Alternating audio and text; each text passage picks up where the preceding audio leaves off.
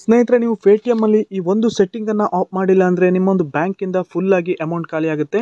ಹೌದು ಸ್ನೇಹಿತರೆ, ನೀವು ಕೆಲವೊಂದು ಆಪ್ಸ್ ಗಳಿಗೆ ಪೇಮೆಂಟ್ಸ್ ಅನ್ನ ಮಾಡುವಾಗ ಈ ಒಂದು ಆಟೋಮೆಟಿಕ್ ಪೇಮೆಂಟ್ ಅನ್ನ ನಿಮಗೆ ಗೊತ್ತಿಲ್ಲದೇನೆ ಇಲ್ಲಿ ಆನ್ ಮಾಡಿರ್ತೀರಾ. ಈ ಒಂದು ಆಟೋಮೆಟಿಕ್ ಪೇಮೆಂಟ್ ಅನ್ನ ಆನ್ ಮಾಡೋದ್ರಿಂದ ನಿಮ್ಮ ಬ್ಯಾಂಕ್ ಇಂದ ಪ್ರತಿ ತಿಂಗಳು ಅಮೌಂಟ್ ಕಟ್ ಆಗ್ತಾ ಇರುತ್ತೆ. ಸೊ ಇದು ನೀವು ಆಫ್ ಮಾಡೋವರೆಗೂ ನಿಲ್ಲಲ್ಲ, ಪ್ರತಿ ತಿಂಗಳು ಕೂಡ ನಿಮ್ಮ ಬ್ಯಾಂಕಿನ ಅಮೌಂಟ್ ಪೇ ಆಗ್ತಾನೆ ಇರುತ್ತೆ. ಸ್ನೇಹಿತರೆ, ಈ ಒಂದು ಸೆಟ್ಟಿಂಗ್ ಅನ್ನ ಯಾವ ರೀತಿ ಆಫ್ ಮಾಡ್ಕೊಳ್ಳೋದು, ಹಾಗೇನೆ ಯಾವೆಲ್ಲ ಆಟೋಮೆಟಿಕ್ ಪೇಮೆಂಟ್ ನಿಮ್ಮೊಂದು ಪೇಟಿಎಂ ಅಪ್ಲಿಕೇಶನಲ್ಲಿ ಆನ್ ಆಗಿದೆ ಅಂತ ಹೇಗೆ ಚೆಕ್ ಮಾಡೋದು ಇವತ್ತು ನಾನು ನಿಮಗೆ ತಿಳಿಸ್ಕೊಡ್ತೇನೆ. ವಿಡಿಯೋನ ಸ್ಕಿಪ್ ಮಾಡದೆ ಕೊನೆವರೆಗೂ ನೋಡಿ. ಸ್ನೇಹಿತರೆ, ಇದೇ ರೀತಿ ಹೆಚ್ಚಿನ ಇನ್ಫಾರ್ಮೇಷನ್ ವಿಡಿಯೋಗೆ ನಮ್ಮೊಂದು ಚಾನಲ್ನ ತಪ್ಪದೆ ಸಬ್ಸ್ಕ್ರೈಬ್ ಮಾಡ್ಕೊಂಡಿರಿ. ಹಾಗೆಯೇ ಪಕ್ಕದಲ್ಲಿರೋ ಬೆಲ್ ಐಕನ್ ಕೂಡ ಆಲ್ ಅಂತ ಸೆಲೆಕ್ಟ್ ಮಾಡಿ. ಹಾಗೆ ಇವತ್ತಿನ ವಿಡಿಯೋಗೆ ಒಂದು ಲೈಕ್ ಕೂಡ ಮಾಡಿ, ವಿಡಿಯೋನ ಆದಷ್ಟು ಶೇರ್ ಮಾಡಿ. ಬನ್ನಿ ಸ್ನೇಹಿತರೆ, ಇದೀಗ ಡೈರೆಕ್ಟಾಗಿ ಇವತ್ತಿನ ವಿಡಿಯೋನ ಶುರು ಮಾಡೋಣ. ಸ್ನೇಹಿತರೆ, ಮೊದಲಿಗೆ ನಿಮ್ಮೊಂದು ಪೇಟಿಎಂ ಅಪ್ಲಿಕೇಶನ್ ಓಪನ್ ಮಾಡಿ. ಅಪ್ಲಿಕೇಶನ್ ಓಪನ್ ಆದಮೇಲೆ ಇಲ್ಲಿ ಮೇಲ್ಗಡೆ ಪೇಟಿಎಂ ಲೋಗೋ ಇರುತ್ತೆ. ಈ ಒಂದು ಪೇಟಿಎಂ ಲೋಗೋ ಮೇಲೆ ಕ್ಲಿಕ್ ಮಾಡಿ. ಕ್ಲಿಕ್ ಆದ ನಂತರ ಇಲ್ಲಿ ಸ್ಕ್ರೋಲ್ ಮಾಡ್ತಾ ಕೆಳಗಡೆ ಬನ್ನಿ. ಆನಂತರ ಇಲ್ಲಿ ಆಟೋಮೆಟಿಕ್ ಪೇಮೆಂಟ್ಸ್ ಅಂತ ಇರುತ್ತೆ. ಈ ಒಂದು ಆಟೋಮೆಟಿಕ್ ಪೇಮೆಂಟ್ ಆಪ್ಷನ್ ಮೇಲೆ ಕ್ಲಿಕ್ ಮಾಡಿ. ಕ್ಲಿಕ್ ಆದ ನಂತರ ಸ್ನೇಹಿತರೆ, ಇಲ್ಲಿ ನೋಡ್ತಾ ಇರ್ಬೋದು ನೀವು ಆಕ್ಟಿವ್ ಆಟೋಮೆಟಿಕ್ ಪೇಮೆಂಟ್ಸ್ ಅಂತ. ಇಲ್ಲಿ ನನ್ನ ಒಂದು ಪೇಟಿಎಂ ಅಲ್ಲಿ 3 ಆಟೋಮೆಟಿಕ್ ಪೇಮೆಂಟ್ ಈಗ ಆನ್ ಆಗಿದೆ. ಸೊ ಈ 3ಅನ್ನ ಈಗ ನಾನು ಆಫ್ ಮಾಡ್ತೇನೆ. ಮೊದಲಿಗೆ ಈ ಒಂದು ಮೆಬಿಗೋ ಲ್ಯಾಬ್ಸ್ ಅಂತ ಇದೆ, ಇದನ್ನ ಈಗ ನಾನು ಆಫ್ ಮಾಡ್ತೇನೆ. ಇಲ್ಲಿ ಈ ಒಂದು ಮಾರ್ಕ್ ಮೇಲೆ ಕ್ಲಿಕ್ ಮಾಡಿ. ಕ್ಲಿಕ್ ಆದ ನಂತರ ಇಲ್ಲಿ ಕೆಳಗಡೆ ನೋಡ್ತಾ ಇರ್ಬೋದು ಕ್ಯಾನ್ಸಲ್ ಆಟೋಮೆಟಿಕ್ ಪೇಮೆಂಟ್ ಅಂತ ಇರುತ್ತೆ. ಈ ಒಂದು ಕ್ಯಾನ್ಸಲ್ ಆಟೋಮೆಟಿಕ್ ಪೇಮೆಂಟ್ ಮೇಲೆ ಕ್ಲಿಕ್ ಮಾಡಿ. ಇಲ್ಲಿ ನೀವು ಯಾವುದೇ ಒಂದು ರೀಸನ್ನ ಸೆಲೆಕ್ಟ್ ಮಾಡ್ಕೊಳ್ಳಿ. ರೀಸನ್ ಸೆಲೆಕ್ಟ್ ಆದ ನಂತರ ಪ್ರೊಸೀಡ್ ಮೇಲೆ ಕ್ಲಿಕ್ ಮಾಡಿ. ಇಲ್ಲಿ ಕ್ಯಾನ್ಸಲ್ ಆಟೋಮೆಟಿಕ್ ಪೇಮೆಂಟ್ ಮೇಲೆ ಕ್ಲಿಕ್ ಮಾಡಿ. ಆನಂತರ ಕ್ಯಾನ್ಸಲ್ ಆಟೋಮೆಟಿಕ್ ಪೇಮೆಂಟ್ ಮೇಲೆ ಕ್ಲಿಕ್ ಮಾಡಿ.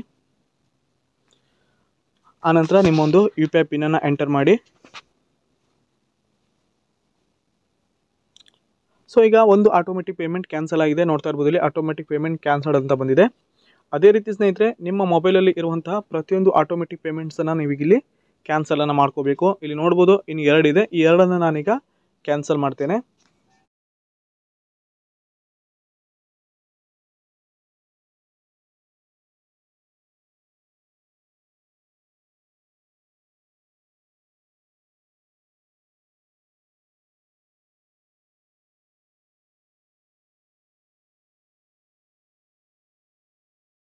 ಸ್ನೇಹಿತರೆ, ಈಗ 3 ಆಟೋಮೆಟಿಕ್ ಪೇಮೆಂಟ್ಸನ್ನು ನಾನೀಗ ಆಫ್ ಮಾಡಿದ್ದೇನೆ. ಆನಂತರ ಇಲ್ಲಿ ಲೋನ್ ಮತ್ತು ಇನ್ವೆಸ್ಟ್ಮೆಂಟ್ ಕೂಡ ಇಲ್ಲಿ ನಾನು ಆಟೋಮೆಟಿಕ್ ಪೇಮೆಂಟನ್ನು ಸೆಟ್ ಮಾಡಿಟ್ಟಿದ್ದೇನೆ, ಅಂದರೆ ಆಟೋ ಪೇಯನ್ನು.